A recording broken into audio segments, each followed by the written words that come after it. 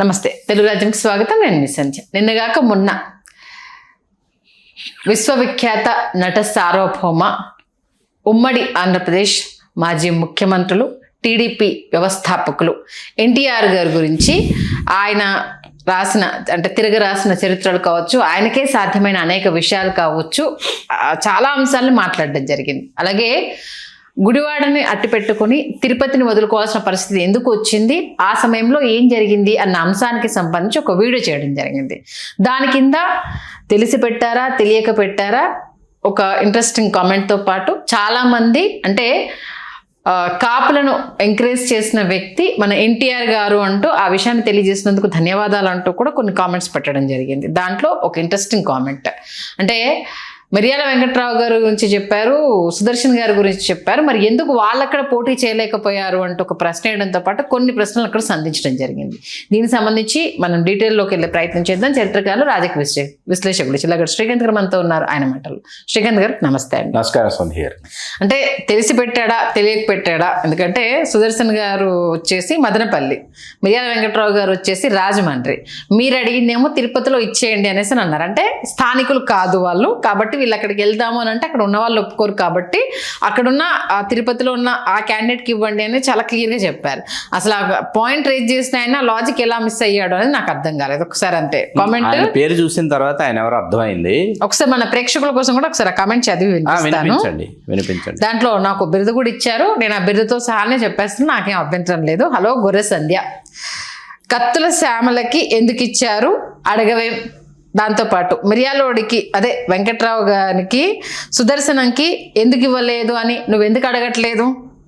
అడగాలి కదా గొర్రె సంధ్య. ఆయన మెన్షన్ చేసిందే నేను క్లియర్ కట్గా చదువుతున్నాను.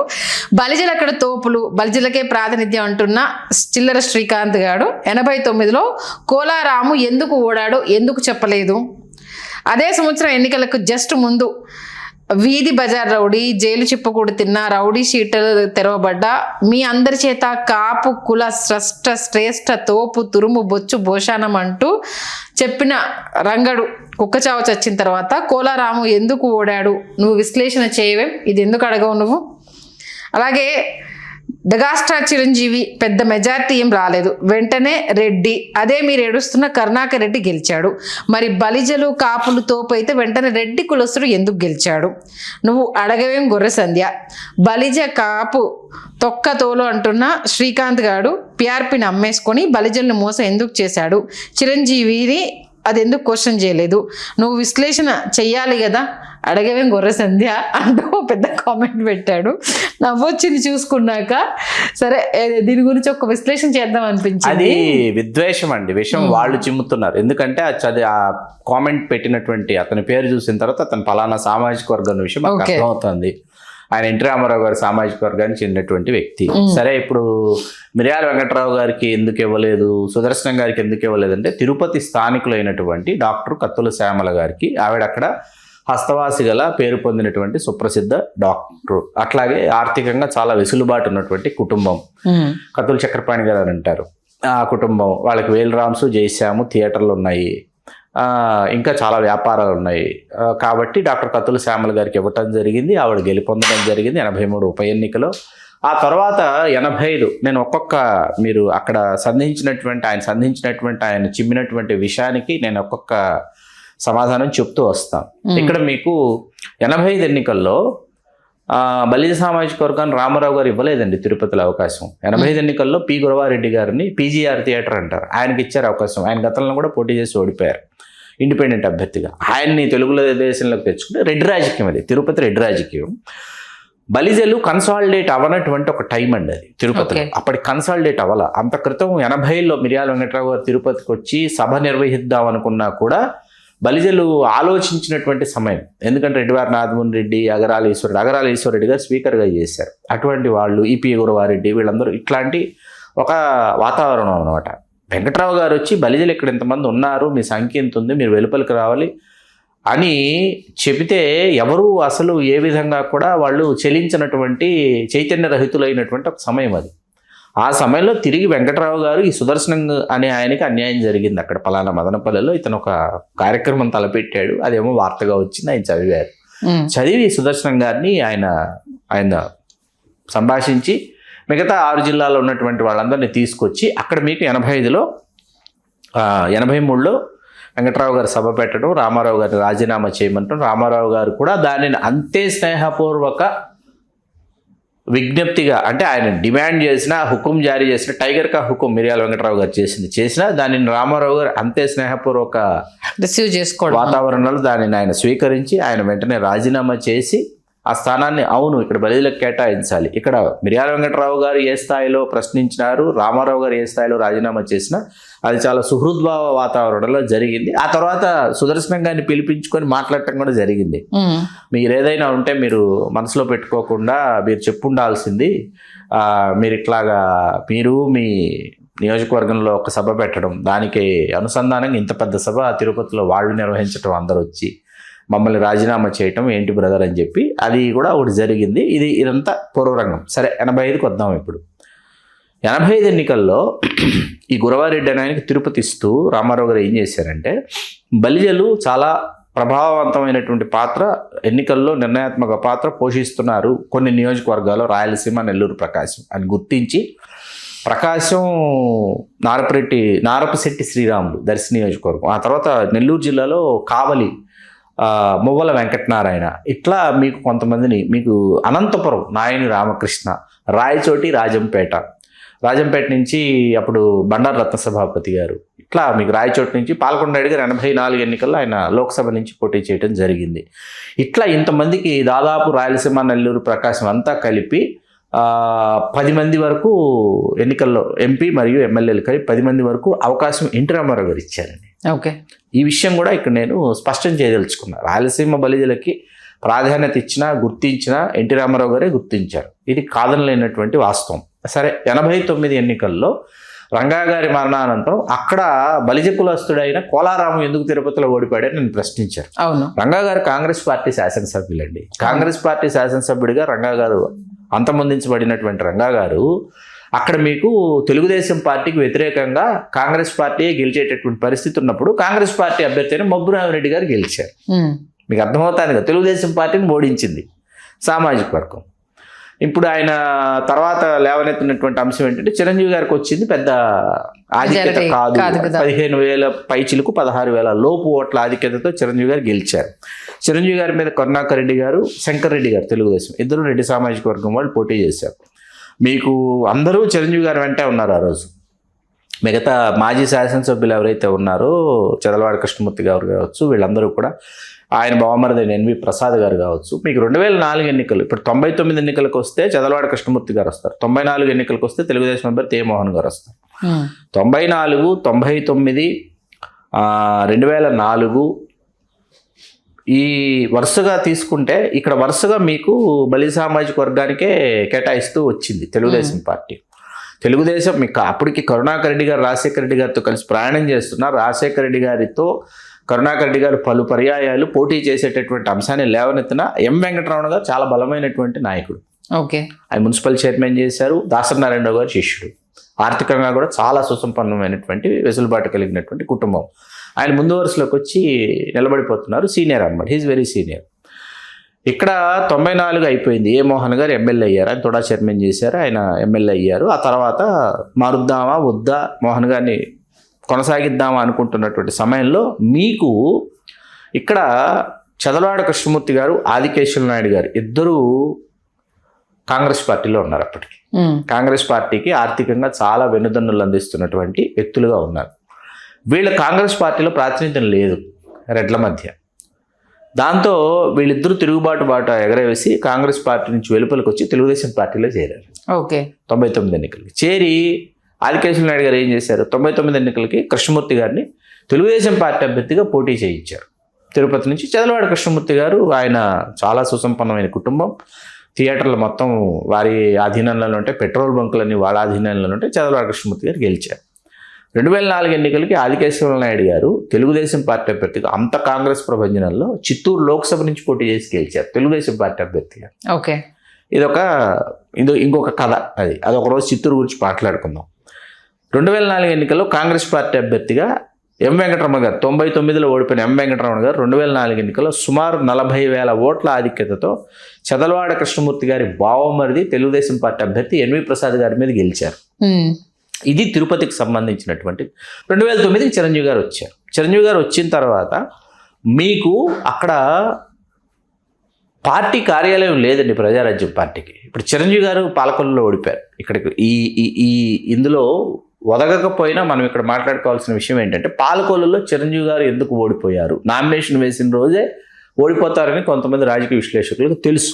ఓకే, ఎందుకు తెలుసు? నామినేషన్ వేసి వెలుపలికి వచ్చిన చిరంజీవి గారు మీడియాని అడ్రస్ చేస్తూ ఎందుకు పాలకొల్లో నామినేషన్ వేశారు అని అడిగిన ప్రశ్నకి చిరంజీవి గారు సురేఖ చెప్పింది ఇది మా మామగారి ఇల్లు, సురేఖ పుట్టిల్లు కదా అని, అందుకని వచ్చి నేను ఇక్కడ నామినేషన్ వేశానని ఆన్సర్ చేశారు. కావాలంటే మీరు వేళ ఆ వీడియో మీరు చూడొచ్చు. చిరంజీవి గారు ఆన్సర్ ఇదే ఉంటుంది.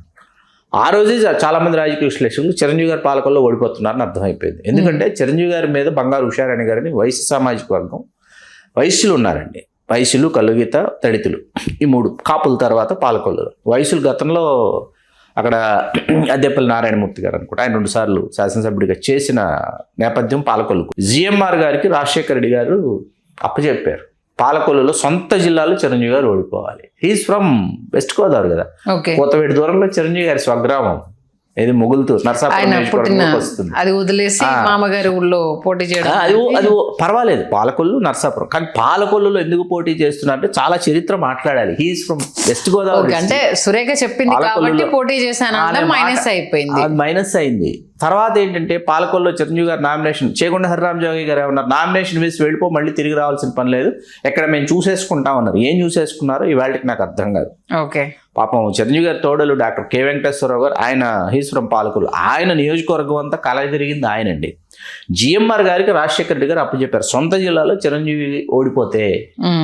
ఆ తర్వాత దాని మాకు బ్రహ్మాస్త్రం, చిరంజీవి గారు ఓడిపోయారు సొంత జిల్లాలో, నీ సామాజిక వర్గం నెంబర్ 1 ప్లేస్లో ఉన్న చోటు నువ్వు ఓడిపోయావని మాకు బ్రహ్మాస్త్రం అవుతుంది. జిఎంఆర్ గారు దాన్ని చాలా సీరియస్గా తీసుకుని బంగారు ఉషారాణి గారు వైశ్య సామాజిక వర్గం వాళ్ళు దాన్ని ఎలా చేయాలో, ఏ విధంగా చేయాలో ఆ విధంగా ఆ ఎలక్షన్ చేశారు. 5,000 ఓట్ల తేడాతో చిరంజీవి గారు ఓడిపోవడం జరిగింది. తిరుపతికి వచ్చేటప్పటికి కూడా దాదాపు అటువంటి పరిస్థితే.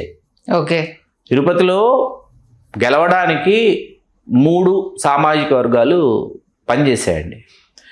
ఆఖరి రోజు అంటే ఎల్లుండి ఎలక్షన్ అంటే ఈ రోజు ముందు రోజు కొన్ని కరపత్రాలు పంపిణీ చేయటం, కొన్ని సామాజిక వర్గాలను ఆకట్టుకోవడం వల్ల బ్రాహ్మణులు, యాదవులు, ముస్లిం మైనార్టీల ఓట్లు చిరంజీవి గారికి వరంగా పరిణమించి చిరంజీవి గారు ఆ ఓట్లతో ఆయన సొంత సామాజిక వర్గం ఓట్లతో పాటు చిరంజీవి గారికి, అంటే ఇక్కడ కరుణాకర్ రెడ్డి గారు, శంకర్ రెడ్డి గారు సాధారణ స్థాయిలో ఏమి ఓట్లని చీల్చలా, గట్టిగా వాళ్ళు కూడా చెప్పుకోదగ్గ. టీడీపీకి టీడీపీ క్యాడర్ ఉంటుంది, కాంగ్రెస్కి కాంగ్రెస్ క్యాడర్ ఉంటుంది. వాళ్ళ ఓట్లు వాళ్ళకు ఉంటాయి, సంప్రదాయ ఓట్లు.